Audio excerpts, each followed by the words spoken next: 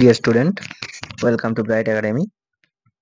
আজ আমরা ক্লাস 8 এর ডাফ অ্যান্ড ডট এর ইংলিশ কোশ্চেন ব্রাঞ্চের ফার্স্ট সামেটিভ এভ্যালুয়েশনের মডেল সেট 1 এর প্রশ্নগুলো নিয়ে আলোচনা করব।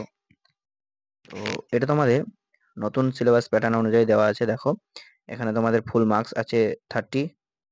তো এটা নতুন প্যাটার্ন। তো চলো শুরু করি।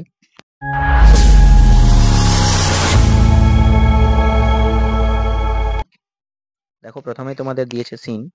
এই সিনটা দিয়েছে তোমাদের ক্লাউডস থেকে। তো আমি সিনটা আর পড়ছি না, তোমরা পড়ে নেবে। আমরা কোশ্চেনগুলোর অ্যান্সার করবো। চলো, এর দেখে কি আছে দেখো, complete the following sentence with information from the text. Text থেকে ইনফরমেশন নিয়ে আমাদের শূন্যস্থান পূরণ করতে হবে।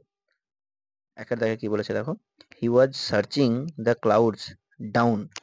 সে মেঘগুলি খুঁজে বেড়াচ্ছিল ডাউন, নিচ দিয়ে, কি হবে, ওয়াইন্ডিং পাথস অ্যান্ড অ্যালেজ। এখানে লিখবো, এই দেখো এখানে লেখা আছে ওয়াইন্ডিং পাথস অ্যান্ড অ্যালেজ। ঠিক আছে। দুইয়ের দেখে কি আছে দেখো, the grass cutter was carrying. ঘাসুড়িটা কি নিয়ে যাচ্ছিল? এর অ্যান্সারটা আমরা এখান থেকে লিখবো, এ bundle of freshly cut glass balanced on his head.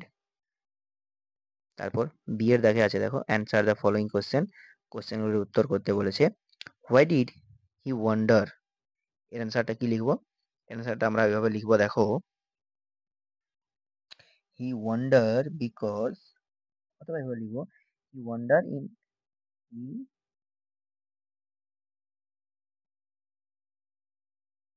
Wonder her in search of the clouds. In search of the clouds. ঠিক আছে, এটা লিখলেও চলবে। দুইটাকে কি আছে দেখো question, where did the sorry where did he reach at last। শেষ পর্যন্ত সে কোথায় পৌঁছেছিল? শেষ পর্যন্ত সে কোথায় পৌঁছেছিল? দেখো, এটা হবে at last he reached the old mud hut। ঠিক আছে। এরপর দুইয়ের দেখে দেখো, একটা পোয়েম দেওয়া আছে। এই পোয়েমটা তোমাদের কি থেকে নেওয়া হয়েছে বলো তো? এই পোয়েমটা তোমাদের নেওয়া হয়েছে অ্যান এপ্রিল ডে থেকে। এটাও তোমাদের সিন দেওয়া আছে। তো এর প্রশ্নগুলি কি দিয়েছে দেখি, এর দেখে কি বলছে দেখো, tick the correct answer from the given alternative. Alternative থেকে যেটা ঠিক সেটা টিক করতে বলেছে। The poet wax through the, poet অর্থাৎ কবি হেঁটে গিয়েছিলেন কিসের উপর দিয়ে? এটা তোমরা লিখবে গ্রিন ফরেস্ট। ঠিক আছে। দুয়ের দেখা দেখো কি আছে, the poet loves the season well when the forest glades are teeming with bright forms। ওকে। এরপর বিয়ের দেখে কি আছে দেখো, অ্যান্সার দ্য ফলোইং কোয়েশ্চেন। প্রশ্নের উত্তর করতে বলেছে। What is told about clouds in the above poem. এখানে এই কবিতাটিতে মেঘ সম্পর্কে কি বলা হয়েছে? তো কবিতাটিতে মেঘ সম্পর্কে কি বলা হয়েছে দেখো, এর অ্যান্সারটা এইভাবে লিখবে তোমরা, in an April day, the poem mentions clouds as a harbinger of storms, but also as a backdrop to the beauty of the season. Okay, এটা লিখলেও হবে। বিয়ের দেখে কি বলছে দেখো, অ্যান্সার দ্য ফলোইং কোশ্চেন। প্রশ্নটির উত্তর দাও। What is told about clouds in the above poem. এই কবিতাটিতে ক্লাউডস অর্থাৎ মেঘ সম্পর্কে কি বলা হয়েছে? তো এর অ্যান্সারটা আমরা এইভাবে লিখবো, দেখো, in an April day, the poet mentions clouds as a harbinger of storms, but also as a backdrop to the beauty of the season. ওকে, এটা লিখলেই হবে। এরপর তোমাদের আনসিন রয়েছে দেখো। তো আনসিনটা সবার প্রথমে আমরা একবার পড়ে নিই, চলো। Hypatia was the daughter of a teacher of mathematics. Hypatia ছিল একজন অঙ্কের শিক্ষকের মেয়ে। Lived in Alexandria in ancient Egypt, যিনি প্রাচীন মিশরের আলেকজান্ড্রিয়ায় বাস করতেন। She studied under her father, তিনি তার বাবার কাছে পড়াশোনা করতেন। And other great scholars of the time including Plutarch এবং প্লুটার্ক সহ তৎকালীন অন্যান্য মহান পণ্ডিতদের কাছ থেকে পড়াশোনা করেছিলেন। Hypatia herself grew up to become a রিনোয়েন্ড scholar and teacher.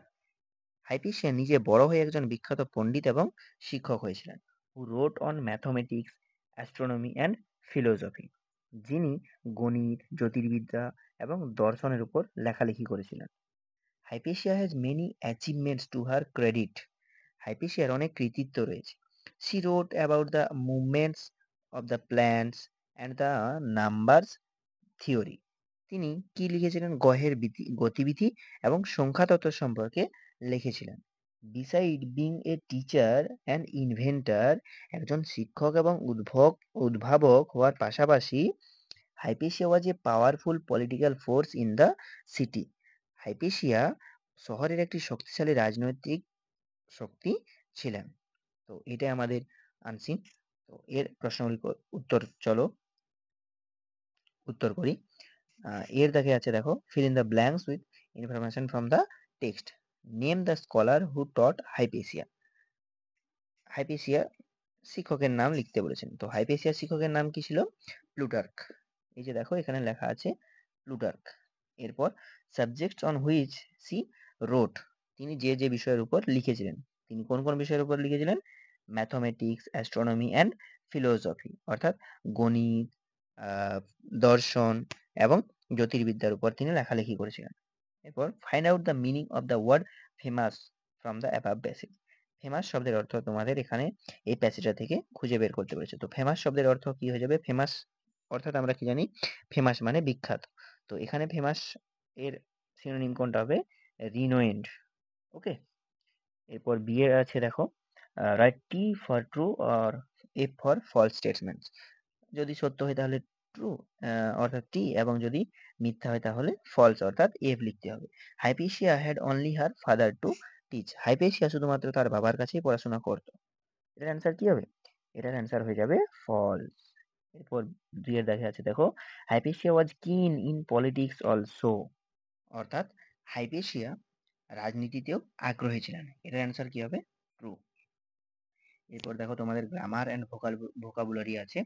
তো গ্রামারে কি আছে, দেখো, find out the adverbs from the following sentence.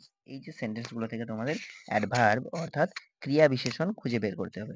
তো একের দেখা আছে, it is a good habit to rise early. কি হবে? এটা হয়ে যাবে আর্লি। দুইয়ের দেখা দেখো কি আছে, হি often comes to our house. এটা কি হবে? অফেন। এরপর দেখো তিনের দেখে কি আছে,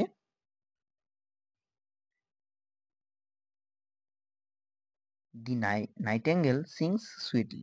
এটা কি হবে? সুইটলি। এরপর চারের দাগে আছে, দেখো, my pet dog follows me everywhere. এটা কি হবে? এভরিওয়্যার। এরপর বি এর দাগে কি আছে, দেখো, read the following sentence, identify the future continuous tense and future perfect tense. তো এই সেন্টেন্সগুলো পড়ে আমাদের কোনটা ফিউচার কন্টিনিউয়াস টেন্সে আছে এবং কোনটি ফিউচার পারফেক্ট টেন্সে আছে আমাদের সেটা দেখতে হবে। তো আগে আমরা জেনে নিই, দেখো, ফিউচার কন্টিনিউয়াস টেন্সের গঠনটা কি জানি আমরা? ফিউচার কন্টিনিউয়াস টেন্সের গঠন হচ্ছে, দেখো, প্রথমে কি থাকবে? সাবজেক্ট থাকবে, তারপর কি থাকবে? শ্যাল অথবা উইল, তারপরে থাকবে বি, এবং ভার্বের শেষে, মেন ভার্বের শেষে আইএনজি। তো এটা আমাদের কি? ফিউচার কন্টিনিউয়াস টেন্সের গঠন। এবং ফিউচার পারফেক্ট টেন্সের গঠন কি? ফিউচার পারফেক্ট টেন্সের গঠন হচ্ছে সাবজেক্ট থাকবে, তারপর শ্যাল অথবা উইল থাকবে, এবং তারপর থাকবে হ্যাভ, এবং তারপর থাকবে ভার্বের থার্ড ফর্ম, এবং তারপর থাকবে অবজেক্ট। তো এইভাবে আমরা খুঁজে নেব। দেখো একের দেখা আছে, I shall be playing in the field.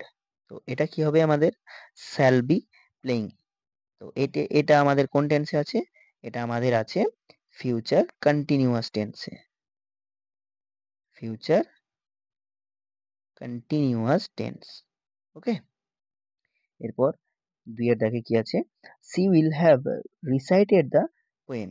C will have recited the poem. দেখো উইল হ্যাভ রিসাইটেড এটা কিসে আছে বলো? এটা আছে, দেখো, ফিউচার পারফেক্ট টেন্সে। Future perfect tense. এই দুটো তোমরা নিজেরা কমেন্টে উত্তর দেবে। ওকে। এরপর দেখো 5 দাগে কি আছে তোমাদের,